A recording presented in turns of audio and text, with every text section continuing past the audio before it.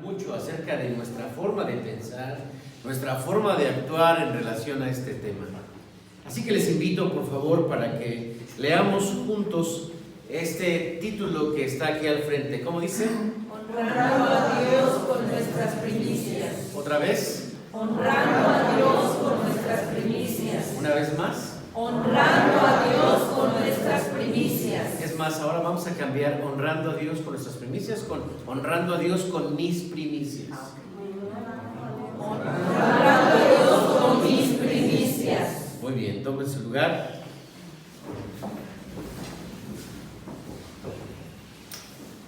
Acabamos de leer un hermoso versículo que es este que tenemos aquí. Honra al Señor con tus bienes y con las primicias de tus cosechas. Hoy hablaremos acerca de las primicias, porque este versículo nos habla, sí, de la ofrenda, pero de los bienes y también de las primicias. Pero también dice en la segunda parte, tus graneros, ¿qué dice? Se saturarán o rebosarán, exactamente, de trigo, y tus lagares rebosarán de vino. Hay una relación entre el dar y recibir con Dios. ¿Están de acuerdo? Pero cuando hablamos acerca de las primicias, nos damos cuenta que es algo poco practicado en nuestros días, o porque no lo alcanzamos a comprender, o porque nuestro corazón es duro. Pero también hay un reflejo. Vamos a pensar en este texto de forma inversa. Si tú no honras al Señor con tus bienes y con las primicias de tus cosechas, ¿qué sería? Tus graneros no se saturarán de trigo y tus lagares no rebosarán de vino. Tenemos un Dios rico, es el dueño de todo, ¿están de acuerdo? Dice la Biblia, mía es la plata, mío es el oro. Pero tenemos unos hijos de Dios pobres. Vamos a ver las estadísticas. Adelante, por favor. Miren, a nivel mundial, el 80%, fíjense hermanos, el 80% de las personas posee el 20% de las riquezas que hay en este planeta. O sea, que el 20% de las personas posee el 80% de la riqueza. ¿Esto es claro, hermanos? ¿Esto es claro? Es decir, que la riqueza que hay en este planeta, el 20% de las personas dice, vénganos tu reino. Y las otras, pues no les viene su reino. Esto es algo desproporcional, ¿están de acuerdo? Pero también creo que somos justos al reconocer que si una persona tiene es porque algo ha de estar haciendo. Y no solamente me refiero al trabajo, sino también a su forma de pensar. Vamos a la siguiente información, porque ahora ya nos compete a nosotros. Según el INEGI, que es el Instituto Nacional de Estadísticas, Geografía e Informática, en el año 2000 publicó esto. Respecto a las religiones, en nuestro país, fíjense hermanos, el 10.2% de los protestantes históricos. ¿Qué son los protestantes históricos? ¿Quién? Pues nosotros, la iglesia presbiteriana, ¿quién más?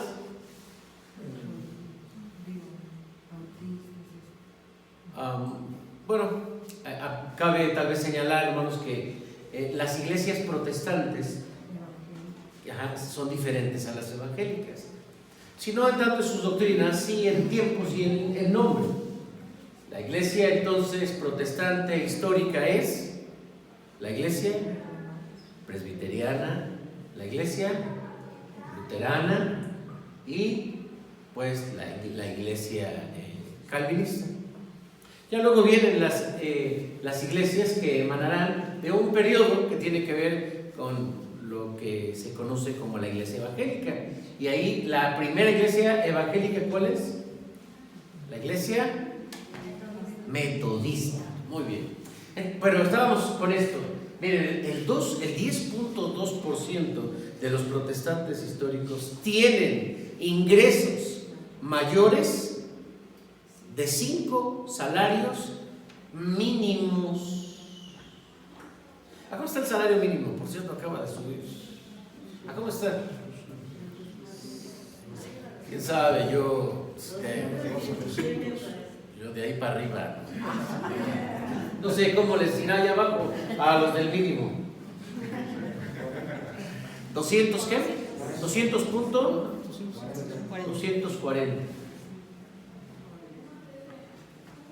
Bueno, pues según esta estadística, el 10.2 es muy poco. O sea, de 100, 10 les va bien. Vamos a decir bien porque son 5 salarios mínimos. Estaríamos diciendo que una persona que gana 5 salarios mínimos, ¿cuánto estaría ganando al día? Unos 1,000 pesitos. ¿Cuánto? 1,200, tranquilamente. Ya salió mis 1,200 de hoy, ya me voy a mi casa tranquilamente. Estaría ganando por semana, ¿cuánto? Si trabaje 5 días, pues, le va bien. Unos 5,000, 5,000 pesitos. ¿Mande? 5,800. ¿Al mes?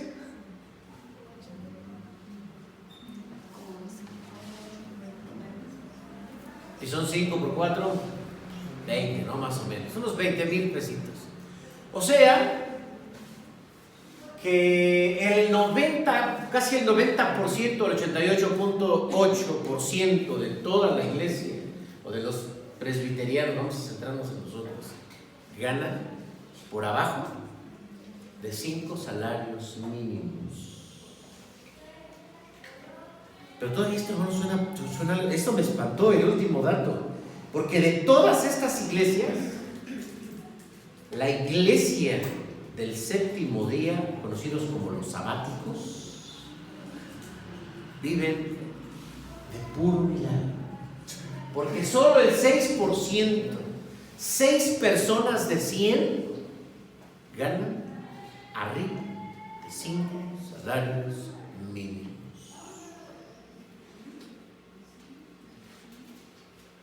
¿Qué les dice esto, hermanos? ¿Qué les dice esto?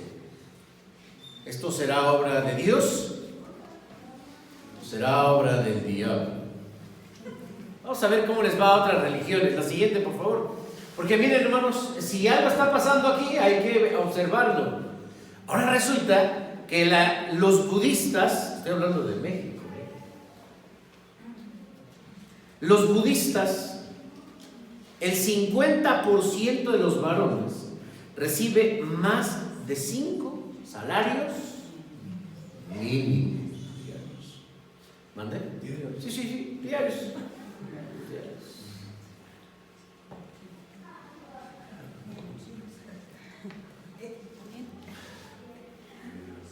No diría, creo que me equivoqué de iglesia. Con permiso, hermano, ¿dónde queda el templo budista? Nada más que cuando usted llegue con los budistas, le van a enseñar a dar. Y los judíos están por arriba del 55%, porque ellos reciben más de 5 salarios mínimos. No estamos aquí para juzgar a nadie, estamos para reflexionar. Porque, hermanos, miren la siguiente imagen. Hay un libro titulado Padre Rico, Hijo Pobre.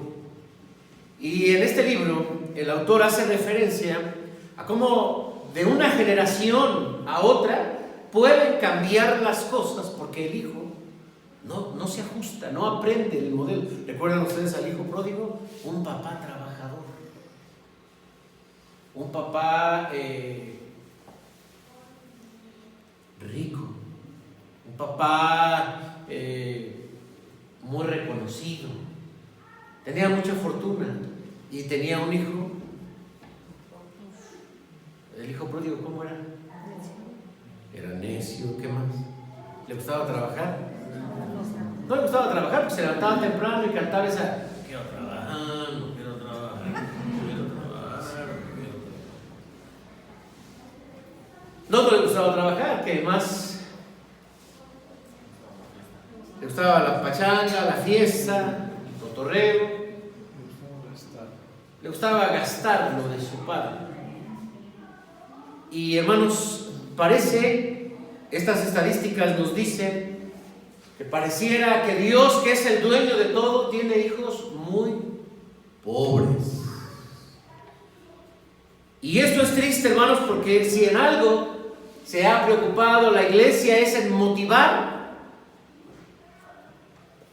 a los miembros para que crezcan y para que se desarrollen. En 1872 oficialmente entró a México la Iglesia Nacional Presbiteriana por una carta escrita todavía por el presidente Juárez hacia Estados Unidos, pidiéndole a las misiones presbiterianas que vengan. Él acababa de hacer, bueno, no la acaba de hacer, pero había hecho reformas donde había modificado la iglesia y el Estado, la educación, etcétera, pero necesitaba poner una iglesia diferente. Y Juárez dijo: si la iglesia protestante no entra a México, México seguirá siendo siempre pobre. Hoy podemos gozarnos que vemos un gran seminario, el Seminario Bíblico Teológico de México. Es un edificio muy bonito, muy grande. Muchos han puesto billetes, millones sobre la mesa de la asamblea para comprarlo, y decimos no, porque qué bonito, aunque tenga solamente 20 estudiantes, nos decían el día de ayer. ¿Han visto ustedes esa hermosa iglesia que está en Coyoacán, ahí enfrente del Jarocho? A lo mejor ubicamos más el Jarocho que la iglesia. Es una iglesia presbiteriana que, claro, en los años 50 se dividió la iglesia, o tuvo una división, lo que es la iglesia reformada independiente de la iglesia nacional. Y pues la iglesia nacional nos quedamos con el Instituto Juárez, que es una de las escuelas más reconocidas de México, que está allí pegado al templo, pero la iglesia independiente se quedó con ese templo tan bonito, tan bonito. Yo siempre que paso por ahí hay gente que está tomando selfies, fotos. Es muy bonito ese templo. Y tal vez podríamos ir, no sé, al centro y ver también esas grandes construcciones. Ustedes conocen la iglesia El Divino Salvador de Argentina, es una chulada. Una vez tuve la oportunidad de predicar, me pasaron ahí y dije: toda esta construcción, sí, y aquí los jóvenes y allá la femenina y todo muy bonito. Y ya los que ya fueron ya saben que hasta el pastor predica en pedestal allá arriba. En el norte del país encontramos, hermanos, iglesias muy bonitas, de piedra, con pianos todavía de pedal o de aire, pero vacías. ¿Y saben por qué, hermanos? Porque todo esto es gracias a la iglesia que vino de Estados Unidos y dio. La cultura de México, hermanos, pues fue también desarrollada, porque en México la primera escuela para formar maestros, que es la normal para maestros, se estableció en Saltillo y es presbiteriana. Y el Hospital de la Fe y varios lugares, etcétera, para el desarrollo del país. Y esto costó mucho trabajo, porque cuando en 1947 nace de manera organizada la Iglesia Nacional o la Asamblea de la Iglesia Nacional Presbiteriana de México, los misioneros dicen: bueno, ya crecieron, ya son ustedes mayores de edad, ya nos vamos. Primer domingo, pues no se juntaban 10.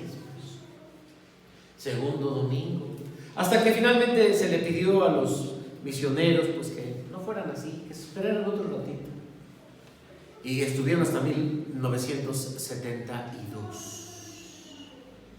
Le ha costado mucho trabajo al pueblo mexicano entender los principios de la Biblia, pero la iglesia presbiteriana, regresa la hermana donde está el dato de la iglesia presbiteriana, por favor, hasta atrás. La iglesia presbiteriana simplemente no alcanza a comprender el modelo de Dios. Hace 8 días hablamos del diezmo y también dijimos que a muchos nos cuesta trabajo el tema del diezmo porque se trata de dar. No lo vemos como el modelo de Dios. Les dije, déjenme ver si tengo, pásame mi mochila, por favor, hermano. Un libro, hermanos, que tengo por aquí. Tengo muchos, no los estoy presumiendo, pero hay un libro, aquí está este libro, miren. Este libro está escrito por un pastor, y es un pastor de la iglesia del Séptimo Día, que él decía que pues, o sea, algo pasaba en la iglesia y le costaba mucho trabajo ver qué pasaba y pues tuvo que dejar el pastorado. Dejó el pastorado porque no alcanzaba a comprender la situación económica de la iglesia y escribe este libro, Prosperidad sin Límites, y ahora es un empresario de México que da conferencias. Y bueno, está este libro, por si alguno lo encuentra o lo puede leer en algún momento, Prosperidad sin Límites, de Joel Salazar López. Cuesta mucho trabajo porque vemos el diezmo, la primicia, como algo obligatorio que tenemos que dar. No entendemos el modelo. Mejor es dar que recibir, dijo Jesús. Pero ese modelo nos cuesta trabajo porque queremos recibir. Y ese modelo de recepción es un modelo que nos ha empobrecido durante muchos años. Ahora sí, la siguiente, por favor. Y la siguiente, ahora sí. Entonces, hermanos, ¿por qué hay esta realidad? Porque no ponemos a Dios en primer lugar. El título de este mensaje es Honra a Dios con tus primicias. O también le pusimos allí Dios en primer lugar. La siguiente, hermana, por favor. Pero estamos acostumbrados en nuestra jerga cristiana, porque también tenemos nuestros dichos, primeramente Dios. ¿Cuántas veces has utilizado tú primeramente Dios? Primero Dios. Muchas. Es parte de nuestro lenguaje. Decimos primeramente Dios. Pero ¿realmente Dios es el primero en tu vida? Vamos a ver, porque hoy hablaremos precisamente de las primicias, porque la palabra primicia, ¿qué significa? Lo primero. Y si podemos entender lo que implica poner a Dios en primer lugar, entonces, hermanos, habremos entendido este concepto. Por eso pensaba, la siguiente, por favor, en que a través de este mensaje podamos concientizar lo que implica poner a Dios en primer lugar. Y que seamos motivados a través de la Biblia a poner a Dios, hermanos, en primer lugar a través o en los aspectos de tipo económico, es donde más nos reservamos, donde más se nos dificulta. Así que hablemos entonces de este tema. La siguiente, por favor. Las primicias significan prioridad. Bueno, primero vamos a pensar o a definir qué es esto de prioridad. ¿Qué es prioridad? Lo primero. Lo más importante. ¿Ya? Lo mejor. Y en Primero de Reyes vamos a leer, por favor, un episodio muy interesante. Primero de Reyes, capítulo 17. Versículos del 8 al 16.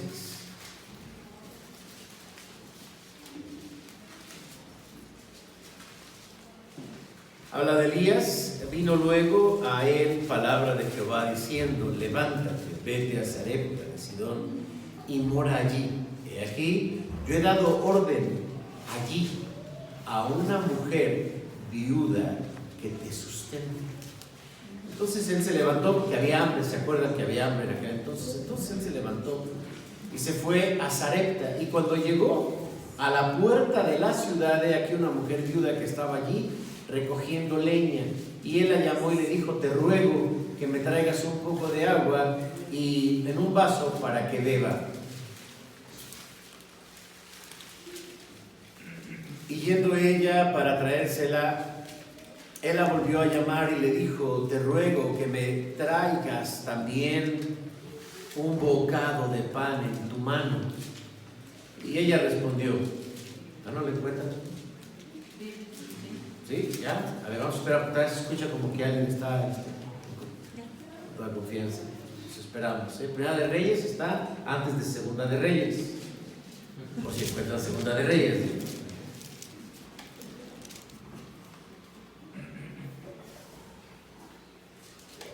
Te ruego que me traigas también un bocado de pan, versículo 11, de tu mano. Y ella respondió: vive Jehová tu Dios, que no tengo pan cocido, solamente un puñado de harina tengo en la tinaja y un poco de aceite en una vasija. Y ahora recogía 2 leños para entrar y prepararlo para mí y para mi hijo, para que lo comamos. ¿Y qué dice? Y nos dejemos morir. Elías le dijo: no tengas temor, ve, haz como has dicho, pero hazme a mí primero de ello una pequeña torta cocida debajo de la ceniza y tráemela, y después harás para ti y para tu hijo. Porque Jehová Dios de Israel ha dicho así: la harina de la tinaja no escaseará, ni el aceite de la vasija disminuirá, hasta el día en que Jehová haga llover sobre la faz de la tierra. Entonces ella fue e hizo como le dijo Elías, y comió él y ella y su casa, ¿qué dice? Muchos días. Y la harina de la tinaja no se escaseó, ni el aceite de la vasija menguó, conforme a la palabra que Jehová había dicho por Elías. Bien, aquí tenemos un caso de prioridad. Aquí tenemos un caso también de obediencia.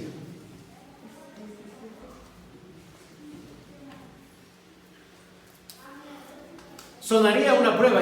Yo no sé cuántos de ustedes han leído este pasaje y nos quedan ciertas dudas o nos imaginamos ciertas cosas. Un hombre llega, que es Elías el profeta, y le dice a una mujer viuda que ya no tenía en su casa más pan, solo tenía un puñado de harina para hacer una pequeña torta, comer, darle a su hijo que coma, y después de eso, como en la película del Titanic: abrázame porque ya se está hundiendo el Titanic y aquí nos morimos. Así. Cuando uno lo lee, le queda así como la sensación de que, ay, pobrecitos. Y la mujer dice: pues tengo muy poquito. Pareciera abusivo Elías. Oye, Elías pidiéndole a una mujer, y aparte de eso, viuda, y que no tenía. De verdad es que se necesita tener mucha fe, hermanos, para comprender esta parte, y más la mujer para poderlo comprender. Porque imagínense, estaban en una verdadera situación de crisis a nivel nacional porque no llovía. ¿Cuántos años no llovió? 3 años y medio. Entonces no había cosecha, no había trigo, y prácticamente la gente se quedaba muerta. Aquí también ha sucedido, ha habido hambrunas en nuestro país, por supuesto, los años 20, después de la Revolución Mexicana, la gente se caía. Vean las fotos ahí en la Ciudadela, en la Ciudad de México, y la gente pasaba, ya se murió, o sea, una situación por hambre. Esto es una prueba. Miren, hermanos, antes de bendecirnos Dios, pues prueba también hasta dónde le creemos. Versículo 12 y versículo 13, ¿quieren leerlo? Los hombres el versículo 12 y las mujeres el versículo 13. ¿Cómo dice? Y ella respondió: vive Jehová Dios. Hombres, que nomás, espérame tantito, hermano. A ver, hombres, no nos hagan quedar mal. Hombres, 1, 2, 3. Y ella respondió: vive Jehová Dios, que no tengo más hijos, solamente un puñado de harina tengo en la canasta, y un poco de aceite es demasiado. Y ahora recogeríamos los leños para entregar y preparar para mí y para mi hijo, para que nos comamos y nos dejemos morir. Ahora sí, las mujeres el 13. Entonces le dijo: no tengas temor, ve, haz como has dicho, pero hazme a mí primero de ello una pequeña olla cocida debajo de la ceniza y tráemela, y después harás para ti y para tu hijo. Qué bonito leyeron, hermanos. Un empate.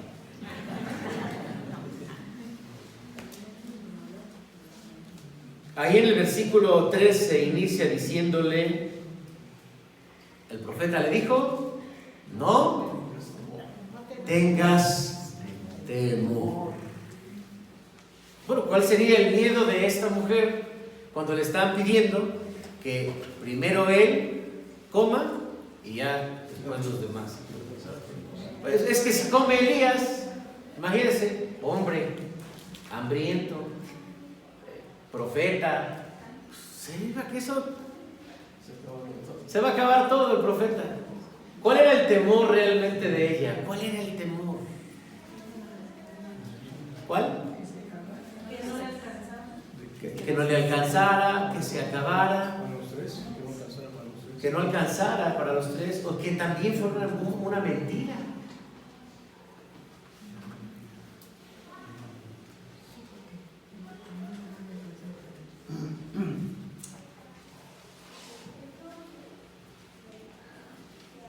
Creemos que lo que tenemos es nuestro, pero no lo es. Todo es de Dios. Pero tenemos miedo a la hora de dar. Dar da miedo. Hermano, yo empecé a diezmar y ya siento como que no me alcanza. Yo creo que mejor voy a dejar de diezmar. Hermano, todo está muy bonito en el templo, pero ya que el pastor empezó a hablar del diezmo, yo digo que eso no. Da miedo. Porque sentimos que nos pueden estar engañando, que tal vez tenga otro significado. A mí me lo han dicho, sí, está bien, Dios habla ahí del diezmo, pero se refiere a otros tiempos. Ya en estos tiempos ya no. Si le empiezo a dar mi diezmo a Dios, ¿qué tal que ya no me alcanza? Creo que eso puede suceder más entre nosotros. Es más, nos llega un aumento de salario, seguimos igual. ¿Por qué? Porque entonces creemos que con eso vamos a ir sanando nuestras deudas pendientes. Pero hablamos del modelo de Dios y creo que lo primero que debíamos pedirle a Dios es que quite de nosotros el temor para poderle dar lo primero. Para no tener ese miedo, esa desconfianza de que podamos estar cometiendo un error. Allá afuera, cuando se habla del diezmo, la gente lo entiende como: son tontos, les lavan el cerebro. En Levítico, hermanos, capítulo 23, del 9 al 14, cuando se habla acerca de las cosechas y de las primicias, se dice específicamente que no podían comer su cosecha hasta haberle dado a Dios la primicia. Vamos a leerlo. Levítico 23, del 9 al 14.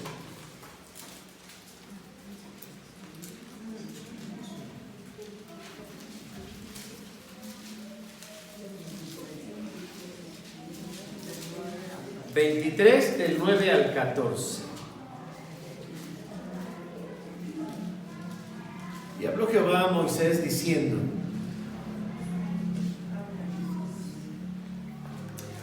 habla a los hijos de Israel y diles: cuando hayáis entrado a la tierra que yo os doy y seguéis su mies, traeréis al sacerdote una gavilla por primicia de los primeros frutos de vuestra siega.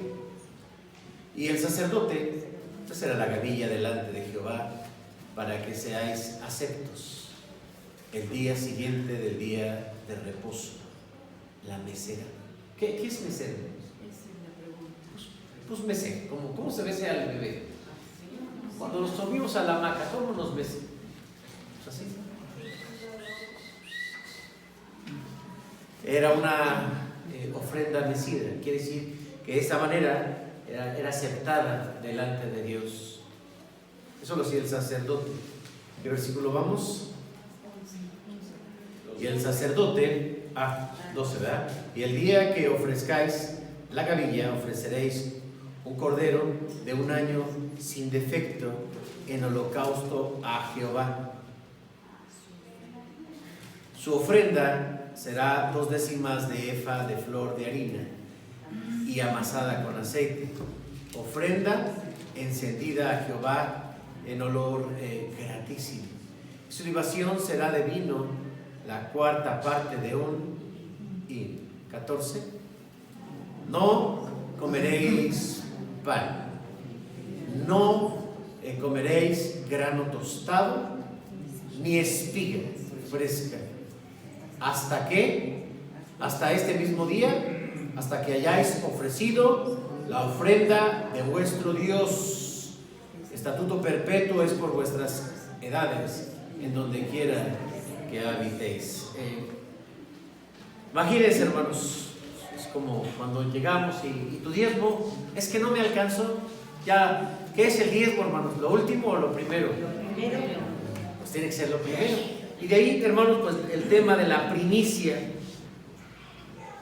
El mismo pueblo de Israel aprendió que no podía sentarse a comer, no podía estar con su familia, viviendo, cenando, si no se entregaba primero la ofrenda a Dios o la primicia.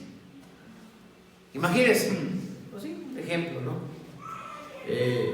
Dice el marido: ya tengo hambre, vete a formar para que se entregue la primicia y entonces podamos comer. No, hay mucha fila, está muy larga la fila.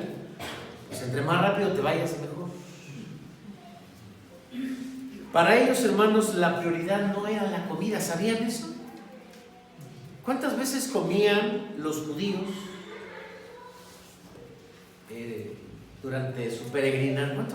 ¿Cuántas veces al día comían? Una. Ahora ya porque bien, hermanos, ¿por qué comemos nosotros hoy en día? Comemos por la cultura. Sí, no es que tengamos hambre. Bueno, el hambre se ha creado por ese proceso de cultura. No es que lo necesite el cuerpo. Se podían formar porque lo primero para ellos era, eso es primicia. Vamos a ver, por ejemplo, vamos a la iglesia, no he almorzado. Entonces, ¿cuál es para él? ¿Qué es lo primero? Imagínense que uno dijera, cuando dice, vamos a la iglesia, no, es que tengo que almorzar, tengo que bañarme, tengo que ponerme mi saco, mi corbatita. Y primeramente Dios, después ya me voy. ¿Cómo sonaría eso? No, muy contradictorio. No vamos a la iglesia, vamos a almorzar y entonces decimos, Señor, gracias, tú eres lo primero en nuestra vida. Pero sería contradictorio, ¿están de acuerdo? Poner a Dios en primer lugar en el aspecto de las ofrendas y en el aspecto de las primicias es, hermanos, algo que el pueblo de Israel tenía que comprenderlo, porque detrás hay una bendición.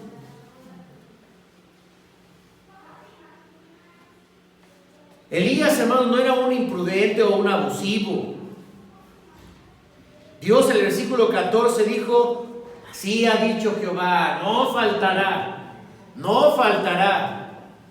Hermano, es que, pues, no tengo, y cuando alguien me dice, hermano, es que no me alcanza, no tengo, ¿le estás dando tu diezmo a Dios?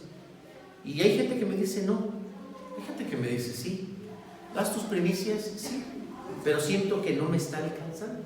Entonces, yo siempre les hablo acerca de las pruebas. Porque a veces en medio de esas pruebas, Dios, hermanos, nos muestra que Él sí cumple. Dios cumple.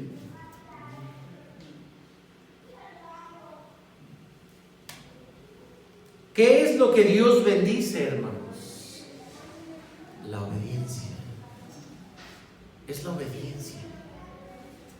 Cuando citamos nuestro texto, cada uno de como propuso en su corazón, no con tristeza, tampoco por necesidad, porque Dios ama al dador alegre. Dios lo que bendice es la obediencia.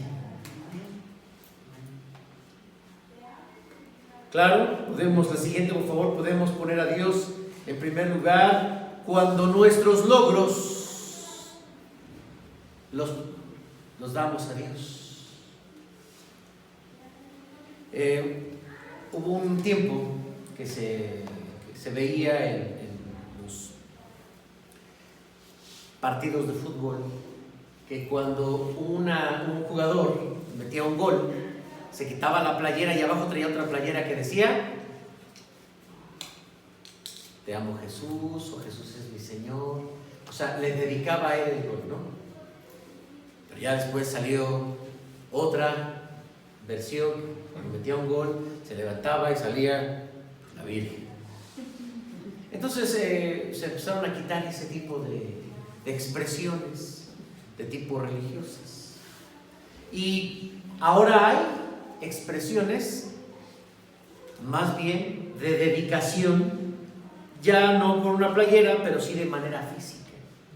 Por ejemplo, alguien mete un gol, se sienta y dice: Dios, gracias. O, no sé si ustedes han visto, muchos llegan y hacen esto. Es la ofrenda.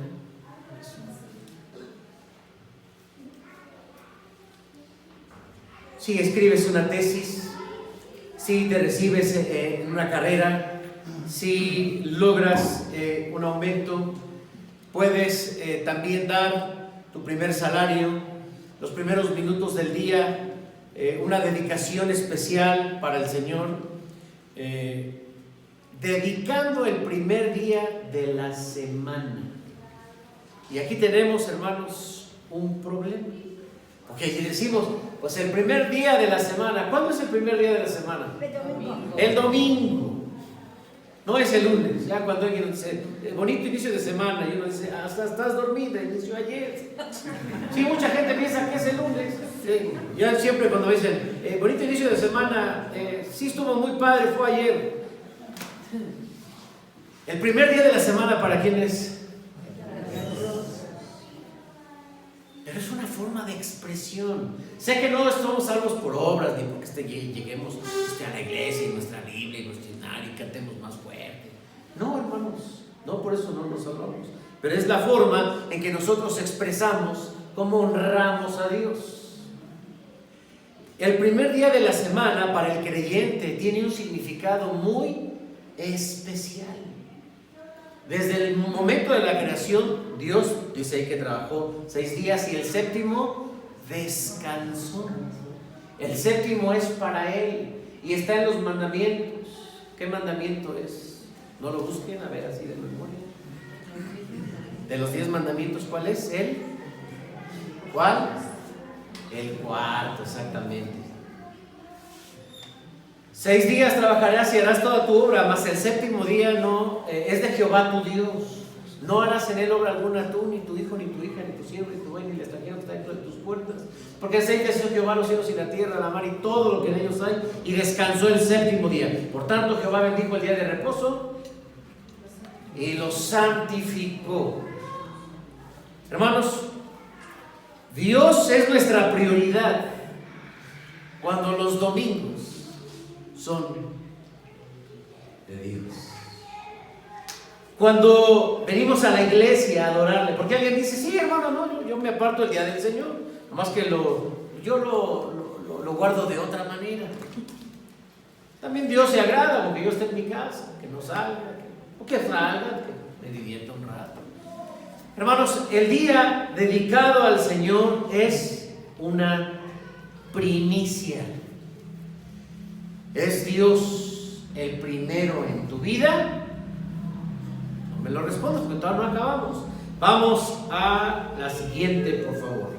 Hermanos, la Biblia nos dice claramente, me falta nada más un guión allá, lo acabamos de leer porque es 910. Nuestras primicias son un culto a Dios. Vamos a ver, es el primer versículo que leímos, Proverbios capítulo 3, versículo 9 y 10. Cuando lo tengan, voy a pedirles que se pongan de pie. Proverbios capítulo 3, versículos 9 y 10. ¿Cómo dicen? Honra a Jehová con tus bienes, con las primicias de todos tus frutos, y serán llenos tus graneros con abundancia, y tus lagares reposarán de mosto. Una vez más, hermanos, por favor.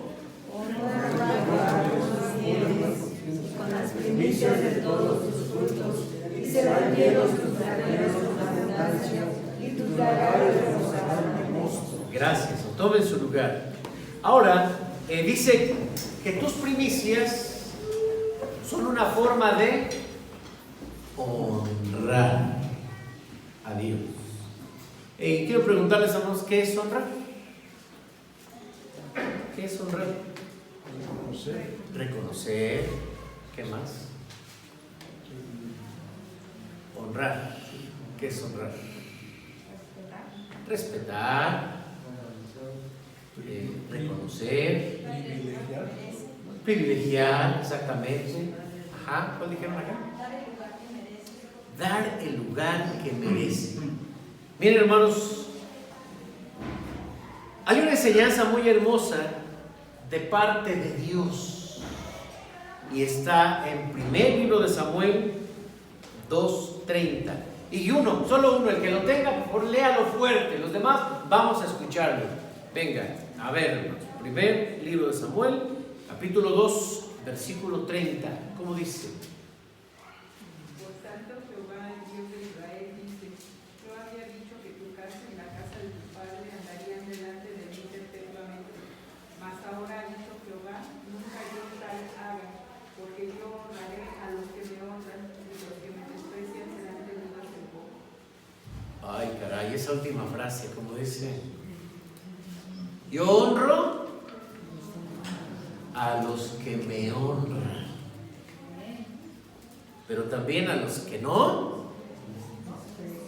Y ya lo dice Pedro, ¿no? Dios mira de lejos a los soberbios, pero honra a los humildes. Hermanos, honrar a Dios es darle la gloria, es respetarlo, es amarlo.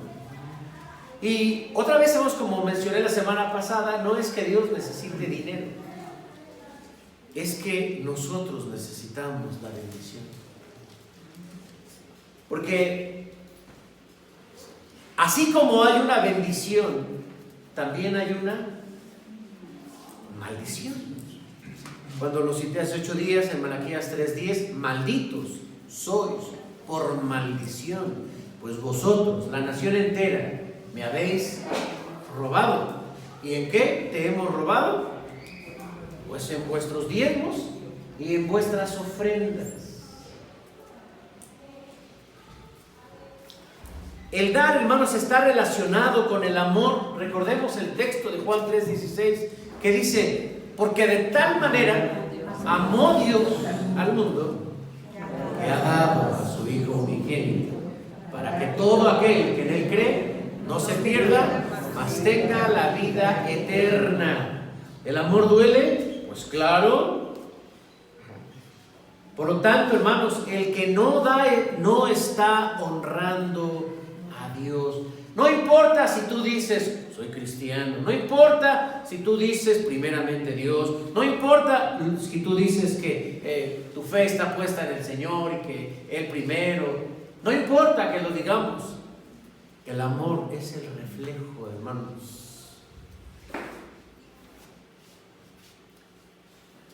Y lo mismo encontramos en Levítico 23:10, Deuteronomio 26, 2 y 4. No me voy a detener a leer estos versículos, simplemente los señalo. Estamos acostumbrados a honrar a Dios y a alabar a Dios a través de los cantos. Y a veces, hermanos, se esfuerza tanto la iglesia en hacer que un culto sea bonito para la gente, para que a la gente le guste.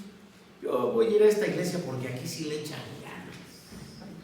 O aquí, ¿manden? Me gusta. Aquí la alabanza se pone potente, ¿no? Aquí, yo he escuchado gente que dice, no, ahí hasta tiembla, sale fuego. O sea, siempre hay algo diferente.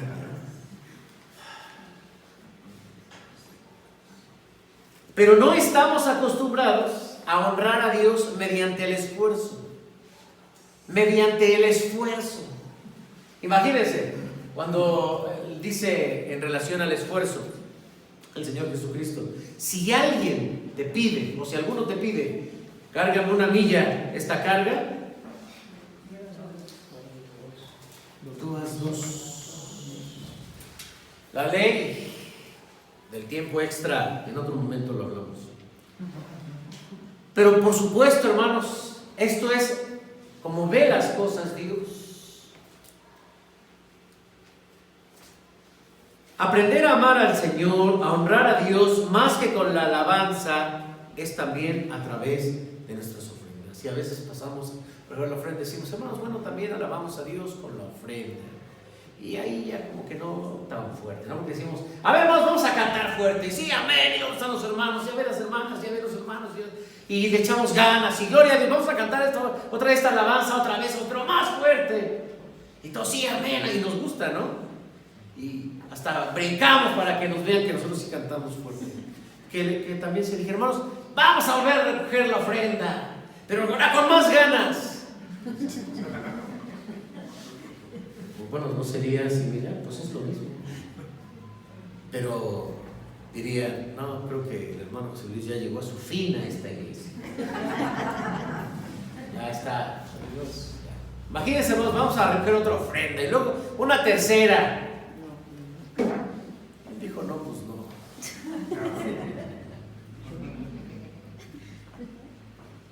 Hay que aprender a alabar a Dios, hermanos, cuando honramos de esa manera al Señor. Hace 8 días hablábamos de incluso dar 2 diezmos, pero hoy viendo nuestra realidad cristiana, la realidad de nuestra iglesia, hermanos, creo que pues hay que hasta darnos, ¿no? Sí, es que miren, hermanos, vamos ¿quieres regresar la lámina? Más. Ahí. A ver, hermanos, o sea, ¿cuántos de nosotros ganamos más de 5 salarios mínimos? Confianza, no nos vamos a estar checando el diezmo y a ver qué haces con tanta lana. Este es un reflejo de nuestra pobreza. De veras. Es más, yo sé que algunos de ustedes, hermanos, ganan más de 5 salarios. Yo gano más de 5 salarios mínimos. Y yo sé que ustedes están, pero también hay que decirlo, no, es que se cree mucho, hermano. Se cree mucho. No crean que los gano de aquí, ¿eh? No. Y la iglesia no me paga 5 salarios mínimos.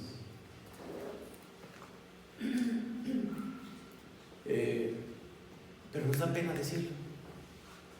Nos da pena. No, ¿qué tal que me vaya a pedir algo el hermano? desde ese día que el hermano predicó, ahí estuvo dándole duro hasta que dije, sí, hermano, ¿cuánto usted necesita? Pues quiero aumentar mis salarios mínimos. Hermanos, incluso ganar dinero nos da miedo decir. ¿Por qué? Te vayan a secuestrar. ¿Sí?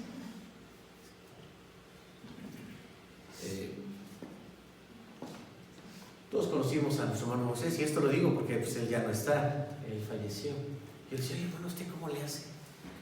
Pues, casi viene caminando usted desde su trabajo, que era su empresa. Pues hermano, no tiene miedo que lo secuestre. Pues ¿qué me secuestran? Pues si yo soy un hijo de Dios, decía este. Pues no. Y hermanos, a veces tenemos miedo por el tema del dinero. Miedo. O sea, imagínense, hermanos, cómo nos hace así el corazón cuando vamos al cajero y ya no está nuestro dinero. ¿Qué ha pasado? ¿No les ha pasado? No, hermanos, yo casi lloraba la primera vez que me tocó. Solamente ha sido esa gracia de Dios. Oye, y digo, ya no está mi dinero. Ya dijo el hermano, tranquilo. Todavía mi hermano, porque a mi hermano regresó a Estados Unidos y dijo, no, yo mis diezmos los tengo guardados, ¿sí? En una cuenta en Estados Unidos. Todos los años que no vino, pues allá está todo mi diezmo, ¿no? Ya hacíamos planes, ¿no? Cuando ya lo traigas, sí, aquí. Vamos a hacer esto en la iglesia. Y un día que fue ya no había nada. Se lo quitó el gobierno por no declarar sus impuestos. Entonces le digo, ¿ya te lo quitó Dios? Y el día que iba conmigo, me dice, el día que ya no encontré el dinero, dice, ¿no te lo habrá quitado Dios? ¿Te habrá quitado los diezmos atrasados? Ya un hermano me dijo, no, tranquilo, vamos aquí a ¿cómo se llama esa organización que se pide? ¿Se puede hacer el reclamo? ¿Cuál? La Conducef. Ya lo recuperé. Ustedes dijeron, no, hermano, no, a sus 5 salarios. No, hermano, no. O sea, no, yo no tenía 2,000 pesos. Pero, hermanos, cuando uno tiene poquito, hasta lo que uno tiene, o sea, siente feo. Ya mejor lo tengo abajo del colchón. Pero el día que encuentre un ratón allí, no sé qué me va a dar. Hermanos, ese es el miedo que tenemos en cuanto al dinero. Tenemos miedo. ¿Sí? ¿Por qué? Porque puede atraer a gente que nos lo quiere quitar.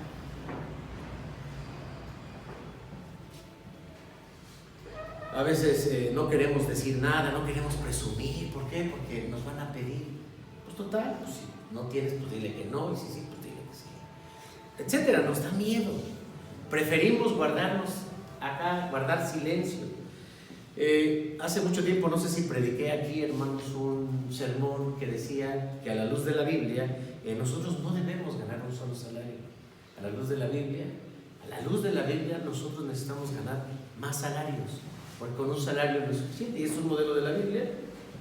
Hermanos, tenemos que honrar a Dios a través del dinero y Dios nos va a bendecir. No vayan a pedir dinero. No, ustedes pidan, hermanos, total, pues, si no tengo, pues, no les doy. Y ya. Vamos a terminar, hermanos, con el último punto, por favor. Tú eres una primicia de Dios. Aquí, gracias. Porque en Romanos capítulo 11, versículo 16, Dios le dice a su pueblo, ustedes son primicias del Evangelio.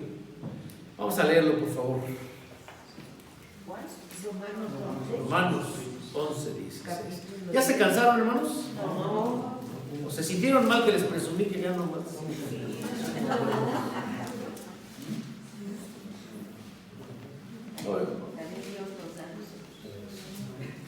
Yo sabía que sí, nada más que dicen que no.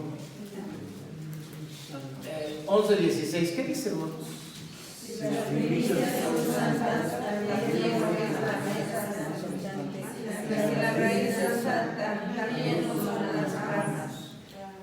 Si las primicias son santas, también lo es la masa de esta.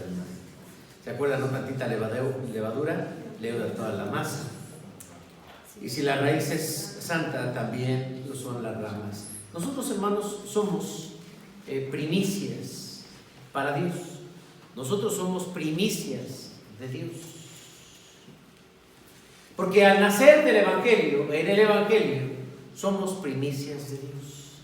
Cuando Dios vino a predicar el Evangelio a los judíos, después los judíos le rechazan, nosotros somos primicias del Evangelio. Y Pablo también decía, vosotros sois primicias de mi trabajo. Y somos santos porque somos apartados y debemos ser santos para que todo lo que salga de nosotros sea santo. Hace 8 días utilicé una imagen que es, si el Evangelio no llega hasta tu cartera, esta es mi cartera, acá está. No, si lo tengo bien escondido. Ahí está, ahí está. Si el Evangelio no llega a tu cartera, el Evangelio no ha llegado a tu vida. ¿Se acuerdan que utilicé esa frase? Hermanos, cuando nosotros llega el Evangelio a nuestra cabeza, todas nuestras acciones son de acuerdo a la palabra de Dios. Nosotros, hermanos, de verdad, le debemos tanta pobreza, no a la Biblia, no a la fe, no a Dios, sino al modelo de pensamiento económico de nuestra cultura. Por eso somos pobres, hermanos. ¿Será que Dios quiere que seamos pobres? ¿Será entonces que Dios, siendo el dueño de todo, y nosotros muy poquitos, hermanos, ganando un salario más digno? Y no es porque trabajemos más, o no, hermanos, ya les invitaré a mi taller donde les explico que el dinero nada tiene que ver con el trabajo. Es otra cosa el dinero, no es. Si el Evangelio está en nuestra mente, entonces deberíamos de actuar conforme al Evangelio. Deberíamos, no solamente en las áreas, porque a veces creemos que el Evangelio lo único que dirige es la vida moral. Pues pórtate bien, sí me porto bien, ya no hagas esto, no, ya no lo voy a hacer. Mira tus malos pensamientos, o sea, todo va a lo moral. Hermano, ¿por qué no vino a la iglesia? Todo va al comportamiento, hermano. Pero imagínense, hermanos, que vayamos a todos los aspectos de la vida. La economía, el trabajo, la familia, el negocio, la salud, todo tendría que salir de aquí, hermanos. Pero nos saltamos muchos textos porque no son aplicables a nosotros, porque hoy vivimos de acuerdo a la cultura de nuestra sociedad y no de acuerdo al Evangelio. Pero por eso, hermanos, hay otros que les va mejor. A ver, regresa a la lámina, hermana, por favor. Tendríamos que hacernos más. Tendríamos que hacernos budistas, hermanos. No, hermanos, creo que yo sí conozco gente que se ha hecho mormona, porque los mormones dan, ¿Qué te hace falta? No tengo trabajo, te damos trabajo. ¿Qué te hace falta? Pues una casita, aquí puedes vivir. Los hermanos son muy generosos, los mormones, pues también son muy trabajadores. Una gran parte de la economía de Estados Unidos es de ellos, hermanos, los mormones. Bueno, ¿tendríamos que hacernos entonces judíos? No. Si nosotros tenemos el Evangelio, hermanos, y si el Evangelio está en nuestra cabeza, entonces actuaríamos de acuerdo a estos principios de la Biblia. Y estos principios de la Biblia cambian nuestra situación económica, cambiarían nuestra realidad en la iglesia y cambiarían nuestra realidad en nuestro entorno.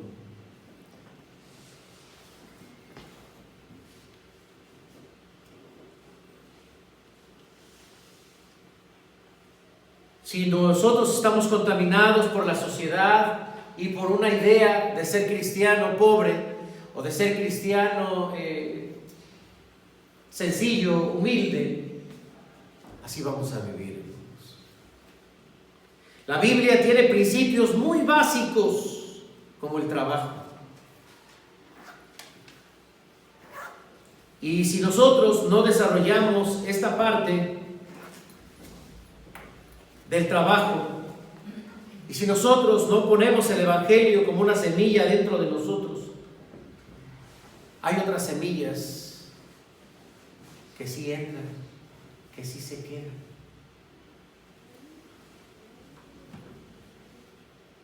Tal vez a muchos no les guste, porque vivimos en una sociedad donde, ay, hermano, yo me voy a poner a trabajar. Yo no lo digo, ¿no? O sea, ¿por mí qué?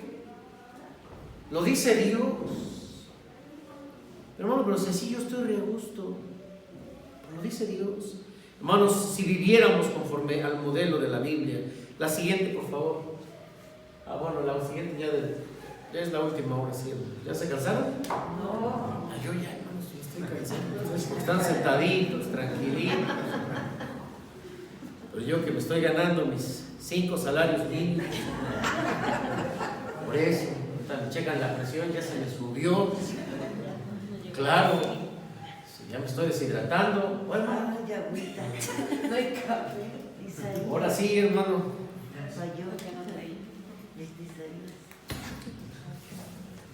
¿Cómo cerramos este mensaje, hermanos? Así, son ideas mías, pero faltan las propias. Las primicias son el modelo de finanzas bíblico. Dale primero siempre a Dios, porque Él siempre cumple sus promesas. Si no ganas 5 salarios mínimos, pues es una referencia del INEGI nada más, porque esa sí fue la pregunta. No fue así de que andábamos presumiendo, no, yo no, en ese entonces yo no ganaba. Déjenme les platico a esto. Miren, yo tuve la oportunidad en el año 2004 de viajar a Singapur. Hay una institución que se llama Hagai Institute Leadership, que es liderazgo de Hagai Institute, y entonces invita a que muchas personas, cualquiera puede ir, por supuesto, bueno, sí cualquiera, pero debe de, número 1, de tener una profesión, número 2, debe de speak in English, todo es en inglés, y número 3, de ser influyente en su iglesia. Que no vayan pastores, así nos decían, no vayan pastores, porque no quieren cambiar nada los pastores. Y entonces llegó un momento donde me dijeron, vamos a trabajar en tu liderazgo en el área económica. Y yo dije, sí. Fui porque yo era psicólogo, no tanto porque yo era pastor. Y entonces, hermanos, me dijeron, ¿cuánto ganas al mes? ¿Cuál es tu salario familiar? Mi esposa apenas iba a empezar a trabajar como maestra de la SEP. Y yo decía, bueno, pues con lo que le pagan a él, lo que me pagaban a mí, llegábamos a los 3,500 al mes. Estoy hablando del año 2004. El dólar estaba en 10 y entonces me dijeron, el problema de México, y hablaron muy mal de México, ya les hablaré en otro momento, como dijera Marco, con un cafecito. Y dijeron, eso no puedes pensar así, no puedes pensar así. Mira, empezamos a observar cómo había de todos los países del mundo, de verdad. Y dice, mira, obsérvalos cómo piensan. Es el reflejo de su país. Tú no puedes pensar así. Debes de pedirle a Dios, y ahí empezó mi modelo económico. Ya venía una motivación anterior. Ahí empieza el modelo económico. Me dice, tienes que pedirle a Dios por lo menos $2,500 al mes. Entonces yo decía, sí, pues entre Mago y yo apenas 3,500, quítale el diezmo, ¿cuánto me queda? Entonces era ganar 25,000 pesos. ¿De dónde? Entonces yo decía, pues aquel porque trabaja, tiene su negocio, aquel porque tiene su empresa, aquel porque tiene su carrera, pero yo soy pastor y yo vivo por fe. Y soy psicólogo, pero la psicología no la estudié para hacerme rico. Yo la psicología la estudié, hermanos, para ser consejero, para mejorar mi nivel de consejería como pastor. Eso es la razón por la que estudié psicología, y está Dios de testigo. O sea, si yo, hermano, gracias, hermano. Aparte es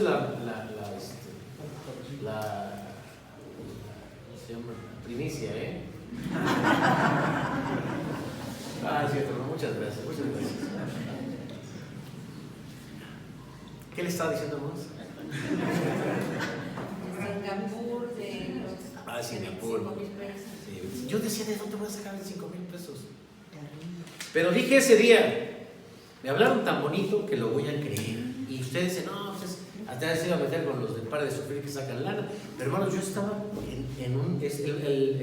Hagai Institute es un modelo presbiteriano. Entonces, le empecé a pedir a Dios, Señor, yo no veo la manera de cómo sacar 25,000 pesos al mes. O sea, ¿de cuánto estaríamos hablando, hermanos? ¿Cuántos mínimos? O sea, a lo mejor cuántos mínimos en ese momento. No sé, pero por lo menos entre mi esposa y yo tendríamos que hacer, ¿cuántas veces más de eso? Casi 10 veces, ¿verdad? Unas 8 veces más o menos. Para ganar 25,000 pesos. ¿De dónde, hermanos? ¿De dónde? Yo dije, bueno, yo voy a orar. Y empecé, hermanos, un modelo que me enseñaron allá de oración por la economía. Y lo empecé a aplicar. Y ya con otras formas en que trabajé en la parte de la oración, empecé a ver que Dios me empezaba a bendecir. Y Dios me estaba bendiciendo a través de la psicología. Y mi esposa sabía que yo estaba orando, ¿no? Como mi esposa tiene su dinero, yo tengo el mío, yo no sé ni cuánto tiene ella, ni ella sabe cuánto tengo, no me sé sus NIPS, ni ella, los míos. Ella vive en una casa, yo no, sí sabemos. Sí, también me deja su tarjeta para cualquier cosa, le dejo la mía. Pero entonces me dice, oye, tú siempre dices que tú ganas poquito. ¿No será que eso está envenenando tu cabeza? A ver, vamos a ver. Y empezamos a hacer cuentas de cuánto ganaba ella y cuánto ganaba yo. Hermanos, y fue en ese momento, habían pasado ya 2 años, donde me di cuenta que en el año 2006 Dios me había contestado una oración. Y yo estaba ganando solo, sin el salario de mi esposa, 25,000 pesos. Fue ahí cuando dije, qué buena onda, ¿en qué voy a invertir? Fue cuando invertí en la educación, que me metí a las 2 maestrías, y la de medicina, que me salió muy cara, ¿no? Pero Dios puso todo el dinero así, en ese modelo. Yo no les cuento algo que leí, hermanos, yo les cuento algo que hice. O sea, yo lo aplico en mi vida, y tú lo puedes aplicar a tu vida. Y Dios me empezó a bendecir, hermanos, que cuando alguien me pregunta así, es que esto es una bendición. Yo siempre digo, ahorita hay mucho trabajo, alguien quiere estudiar psicología, quieren hacerse ricos, hermanos. Entonces estudiar psicología. Yo les mando pacientes, hay mucha necesidad, hay mucha gente. Pero claro, hay que cobrar bien, porque si no, vamos a tener mucho trabajo. Hay una frase que por ahí mandé hace un tiempo que decía, si tú cobras poco, siempre vas a tener mucho trabajo, pero nunca vas a tener dinero. Si tú cobras bien, siempre vas a tener poco trabajo, pero mucho dinero. Y entonces, el proceso de levantarse a las 5 de la mañana y dormirse a la 1 de la mañana, seguro muchos de ustedes ya lo saben, ¿sí? Y lo viven y se traducen en la salud, se mengua la salud. Entonces llega un momento de que dice, Señor, a ver, yo ya quiero ganar más, pero trabajar menos. Pues pon los principios de la Biblia, donde 10% es más que 100, donde antes de sentarte a comer, siéntate o dale al Señor su ofrenda. Eso es, hermanos, porque al final de cuentas, todo esto, ¿para qué? Dice la palabra de Dios, es para los sacerdotes. Por lo tanto, hermanos, Dios me permitió esto que les estoy compartiendo. Algunos han ido a los cursos que doy de cómo sanar tus finanzas. Ojalá que vayan, son puros principios bíblicos. Yo luego a veces, y hasta he invitado, hermano, te invito, tú entras gratis, necesito que cambie tu forma de pensar. ¿Por qué? Pues porque eres anciano de la iglesia y necesitas cambiar tu forma de pensar. A veces comparto así lo comparto, ¿no? Y de verdad yo no a fuerzas lo vendo, sí lo vendo, si cuesta, pero se lo conceda de verdad, hermanos, con toda confianza a alguien que lo necesite, que quiera cambiar su manera de pensar respecto del dinero hacia la forma de la vida. Yo no creo, hermanos, que Dios quiera simplemente tenernos como pobres. Somos una mala imagen en nuestra sociedad. Hay gente que dice, no, son muy pobres. Imagínense alguien que vea las estadísticas, ando buscando una iglesia, ¿a cuál iría? ¿Se iría con los protestantes? ¿Con la pobreza que están reflejando en México? Oh, ¿se va a ir con quién? Con los budistas. Hermanos, el camino a la riqueza es nuestra religión. El camino a la riqueza es nuestra fe, es nuestro Dios. Pero nos hemos equivocado al seguir pues otros conceptos. Hermanos, que Dios sea siempre, siempre, siempre lo primero en tu vida. Ponte de pie.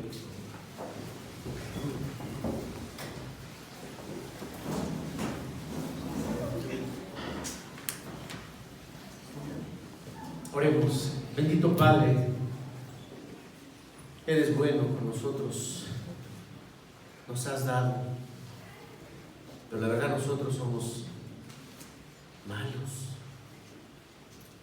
porque tenemos un prejuicio hacia el dinero. Pensamos que los ricos no entrarán al reino de los cielos, que tener dinero es pecado, que ganar mucho nos va a hacer perder la humildad y la fe, que nos vamos a pervertir con el dinero. Padre, perdónanos porque no hemos pensado como nuestro Padre Celestial, que es rico y que es dueño de todo. Perdónanos, Señor, porque muchos de nosotros no solamente pudiéramos hasta no tener un trabajo, somos conformistas con lo que nos llega, no tenemos una visión, Señor, y de paso hay que decirlo, que nuestra situación política y económica busca que nosotros no crezcamos en la economía. Señor, no permitas, porque hay mucho mexicano que simplemente vive de estirar la mano, a veces, Señor, recibiendo sus becas, sus salarios o sus beneficios que da el gobierno, pero, Señor, su mente no produce. Señor, que nosotros no seamos personas que estiremos la mano, sino creyentes, Señor, que podamos caminar satisfechos como dueños y herederos, Señor, de esto que es tuyo. Ayúdanos a pensar de forma diferente, Señor. Y si a alguien le cuesta mucho trabajo, porque las semillas de la cultura y a veces, Señor, de la pobreza han sido prioridad en su vida, ayúdalo. Cámbiale, Señor, su forma de pensar. Cámbiale, Señor, su forma de actuar, su forma de sentir. Y ayúdanos a leer tu palabra, Señor, sin ese pensamiento. Ayúdanos a ver, Señor, esos secretos que tú tienes para la prosperidad, para la riqueza, Señor. Y que esa riqueza no sea para envanecernos, sea para reflejar que tal y cual es el Padre, ¿cuál es el Hijo?